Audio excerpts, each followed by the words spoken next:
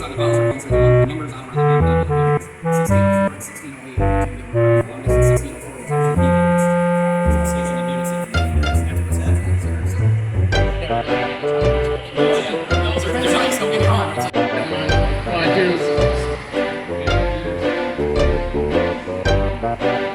You get started?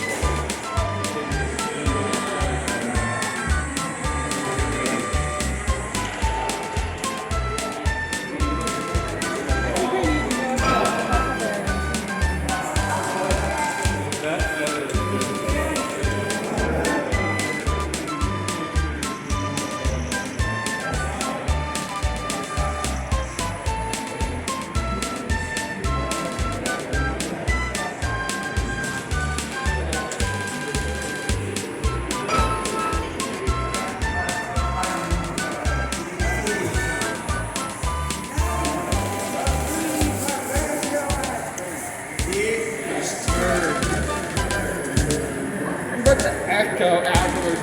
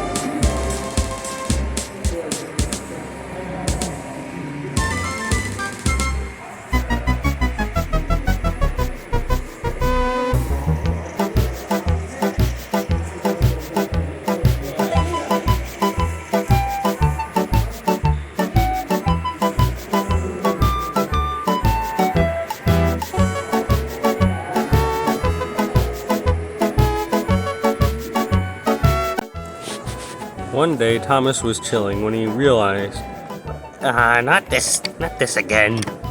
You gotta be kidding me. Who are you? I'm you, but way older. I'm from like the 90s.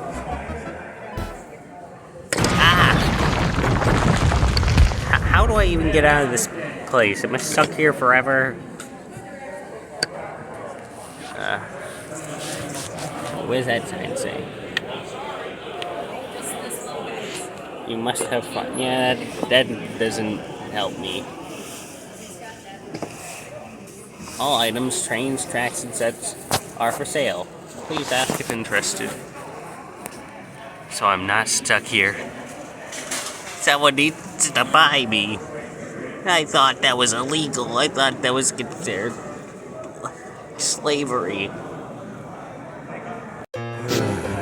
Everywhere I go, this piece of garbage has to follow. Oh my god, I never thought I would ever see one of these in real life. Of course, we don't have the money to buy it because I don't know how much they're selling it, but the Lionel website is selling it for, has a retail price of like $1,400 if I remember correctly. Oh my baby. The one true love of my life. The Pennsylvania Railroad S1.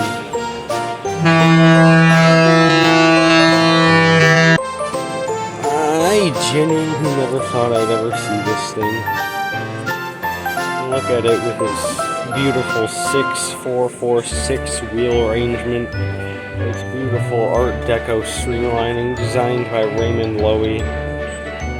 The beautiful number 6100 printed on its side.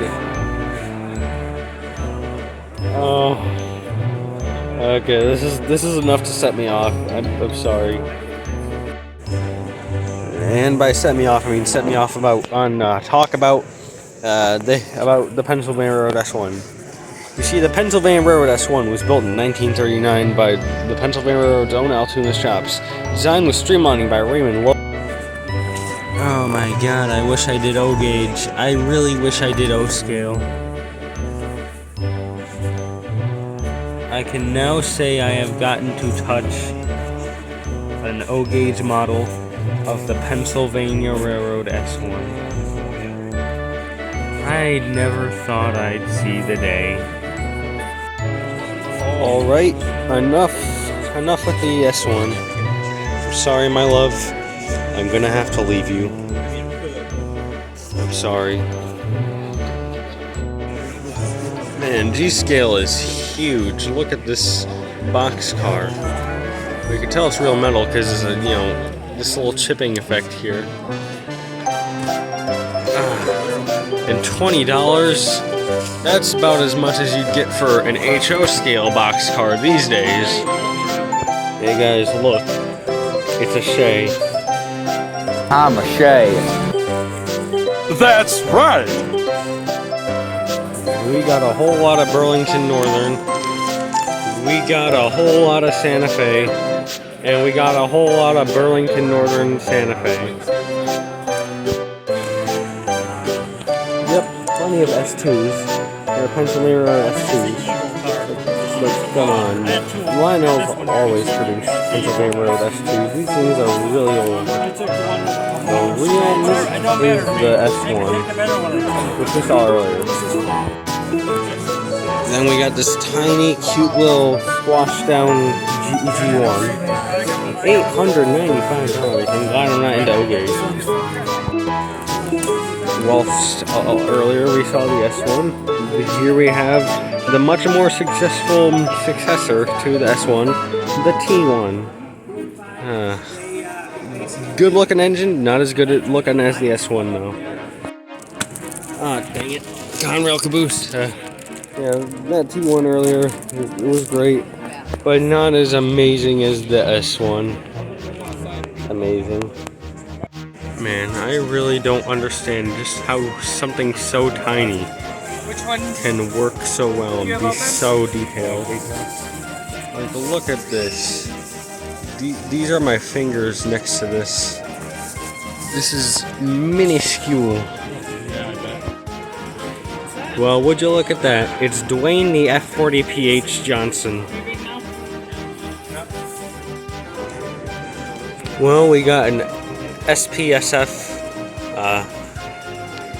body shell and a Tuscan Red T1. I don't know about you, personally I think that T1's most Pennsylvania Road locomotives look better in black or gray. We have found the beautiful S1 yet again. Wow. We're at the Durand Union Station now. I don't think I noticed this last time I was here, but there's a caboose over there. Also got some red signals over there, meaning that there is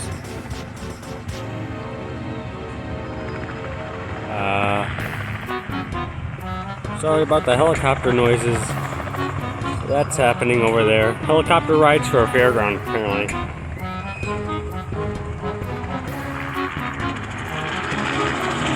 And off it goes. Anyway, just below the helicopter you can see the signals are red, meaning there's nothing in the block and therefore there are no trains coming anytime soon. Man, I absolutely love the design of the station. It's like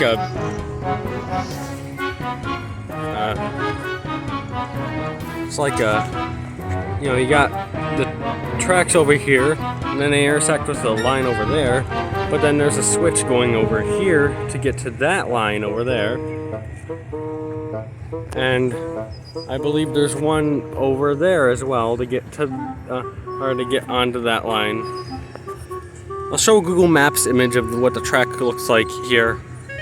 Well, would you look at that? It looks like it's a propeller-powered hand car. Well, I guess it's propeller-powered. It's not really a hand car.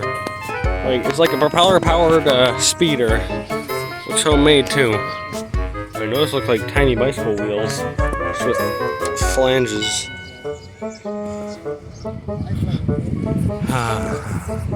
Amtrak Durand Station. I was kind of hoping I'd get to film a train, like a real Amtrak train here, but the signals are still red. You know, you don't realize just how loud helicopters are until one flies right above your head when you're trying to read a flippin' train schedule.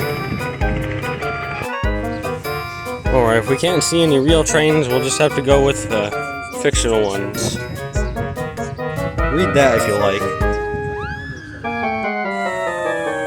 Actually, really quick, if you look over there, you can see there's some freight cars over there, but I think those are just parked to the siding.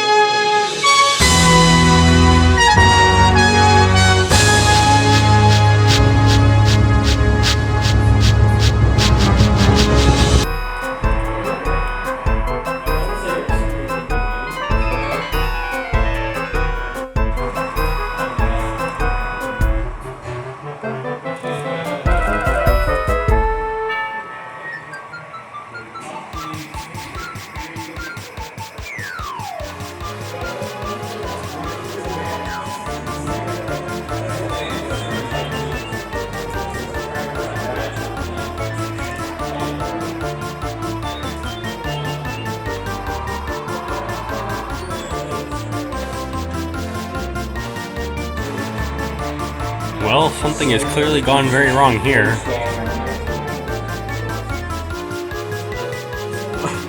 This is funny. Heavy snowstorm 55 years ago caused this locomotive to derail near downtown Flint. A second locomotive was sent to rescue the train, but it too derailed near Richfield Road and ended up on its side. That's funny.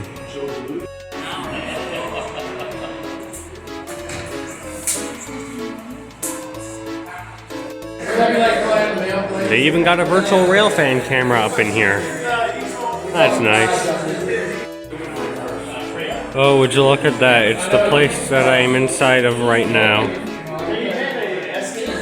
Yeah, right there is over where I saw all the freight cars, I'm pretty sure.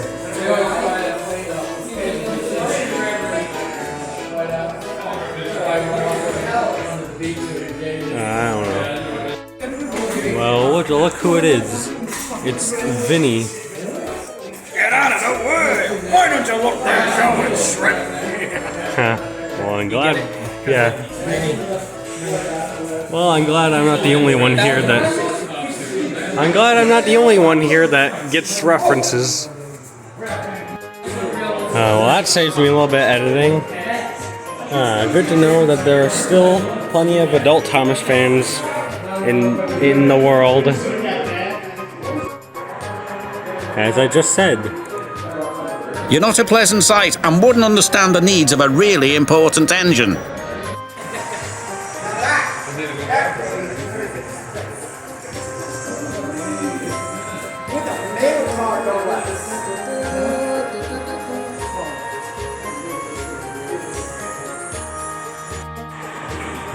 Okay, I'm on this little elevated area. Or I guess I should not be saying little, considering the fact that my head is touching the ceiling. Like, this is eye level.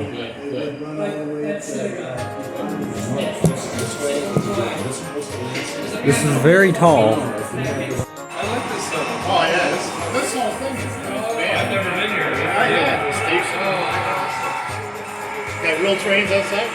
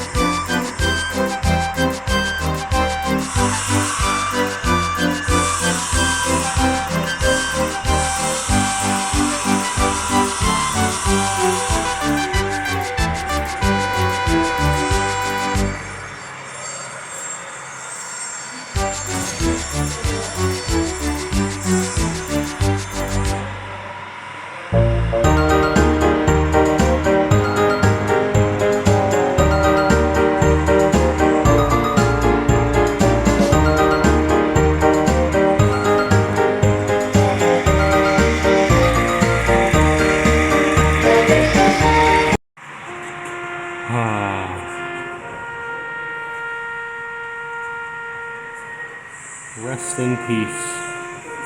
You will be missed. Flip you, Richard Jensen. Rest in peace, 5629.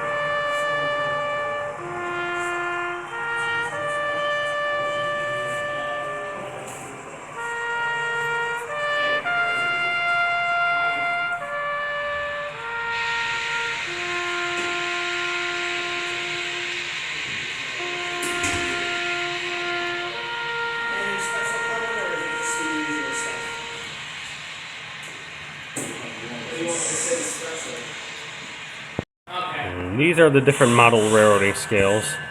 We got G scale, which is huge. We got O scale, which is a little smaller. S scale, which is a little smaller than that. HO scale, which is a little smaller than that. N scale, which is tiny. And G scale, which is microscopic. You've got an interesting lineup of engines here.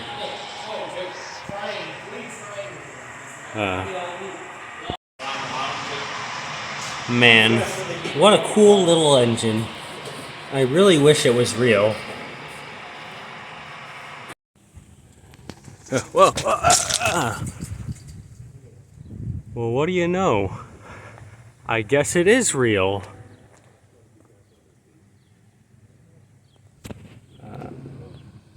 Was that a horn I just heard? I don't know, there's a closer shot of the freight cars. But unless someone was playing a prank, or I don't know. I don't think there is a train right now. If there is, then well, the tracks are literally right next to 5632. I'm sure I will hear it if it starts coming. Guys, I don't know about you, but I've been having some serious emotional baggage lately. So what better way to get rid of emotional baggage than by going inside of an actual baggage car? I made the joke, now give me YouTube likes. Okay, so the windows are boarded off. There's a fan. Happy birthday, 100. I don't know about you, but I don't think baggage cars ever had popcorn in them. What is this? I see. Baggage cars where you press. You hear everything. Let's see. We got some locomotives there.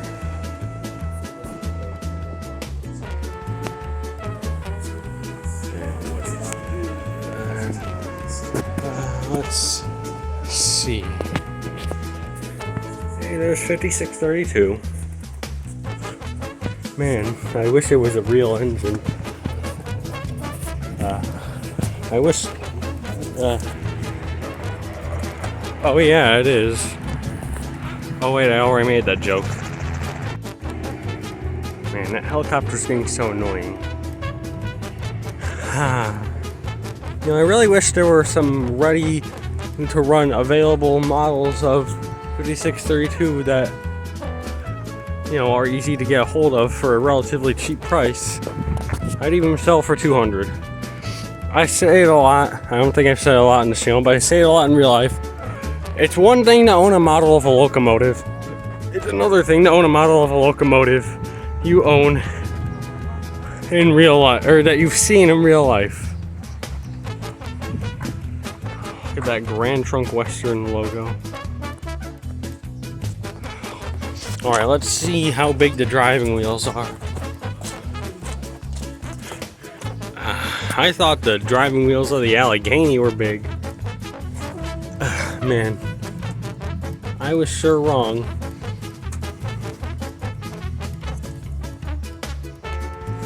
Anyway. Yeah, I mean, you know, the Allegheny's driving wheels were almost as big as me. These driving wheels are taller than me. Like, probably by a... what the flip is... 5632, I think you're gonna have to get some sort of pesticide, some sort of bug spray or something. And I think you need to buzz off, Whirlybird. Anyway, you know, 5632 here has bigger driving wheels than the Allegheny, because the Allegheny was a freight engine. Freight engines have smaller wheels, but more of them to distribute load weight across all of them, and therefore increase tractive effort, or something like that. Whereas passenger engines like this have less wheels, but they're way bigger, because they travel farther in one complete rotation of the wheel.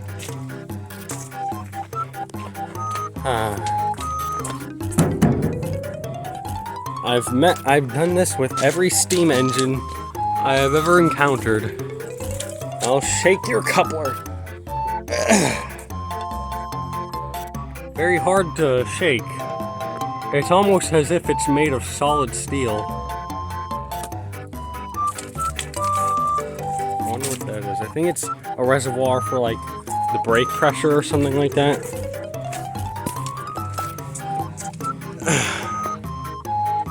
The Pyle National Company, Chicago, USA. Couldn't have said it by myself. I bet it would be possible to climb up onto the running board, but I don't think you're supposed to do that, and so therefore I won't. Oh, they got little solar lights, so they turn on at night. That's cool. Now look at this tender. This tender doesn't lie. And again, steam locomotives are so flippin' big. I know in the UK they're not nearly as big. In the States, they're flippin' huge. In the States, we didn't give a dime for a couple of spills. We do here, said Duke. But but number 2 just laughed. Or if you're a TV series guy like me, Smudger just laughed. Got it on wheel chock so it doesn't roll away. Can't have any escaped convicts in Durand. Alright, now let's enter the cab on these very precarious steps. Okay. Watch your step. I know. I've only been inside one of these before. It was the Allegheny back at the Henry Ford Museum. Okay. That's a big. Yeah. Makes it little. Yeah, I mean, this is still pretty big. Yeah. I've also seen Pierre Marquette 1225 in real life. Oh yeah, well I've ridden behind. We both, because he's driven it. Yeah, I've been an engineer for an hour. Okay, I see. And this is what it's like to be in the fireman's seat. And all you British people are going to be like, well, that's the driver's seat. This is America. We don't do drivers on the left. Well, we do, but that's only in cars. But in locomotives, it's on the right.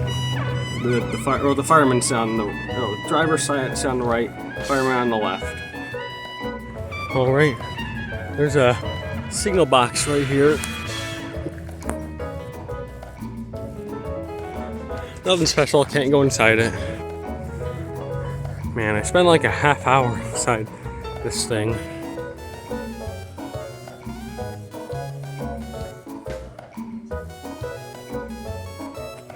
Feels amazing to be inside a giant steam locomotive like this. Of course, I have been in a bigger locomotive before. You guys remember I went inside the Allegheny. But this is a little bit closer to home. Because this is not in Detroit.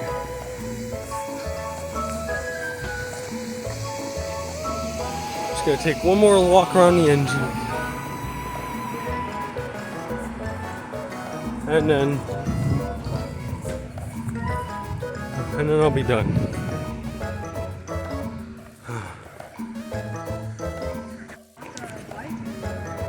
And with this last shot of 56:32, I would like to say today has been an amazing day.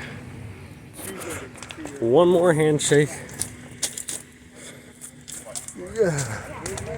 You're a good friend. You're now one of my friends.